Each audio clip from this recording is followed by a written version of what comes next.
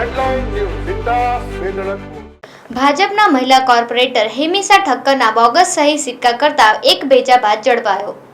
શહેરના ward number 6ના ભાજપના મહિલા કોર્પોરેટર હેમિસા ઠક્કરની ખોટી સહી સાથે નામ અને સિક્કાનો દુરુપયોગ કરનાર વેબ સોલ્યુશનના વેપારી સામે સિટી પોલીસે થયો હતો ગુનો દાખલ। ભાજપના કાર્યકરે કોર્પોરેટરને જણાવ્યું હતું કે વારસિયાના જૂના આરટીઓ સર્કલ પાસે દિવ્યાંતિ વેબ સોલ્યુશન નામની દુકાનમાં પરેશ નામનો શખ્સ કોમ્પ્યુટર અને ઓનલાઈન ડોક્યુમેન્ટેશન કાઢવાનું અને સુધારો વધારો કરવાનું કામ કરે છે। કાર્યકરે દુકાનદારને આધાર કાર્ડમાં સરનામું બદલવાનું કહ્યું હતું। કોઈ પુરાવો ન હોવા છતાં સરનામું બદલવા માટે ₹950 ચાર્જ લેવાની પણ વાત કરી હતી।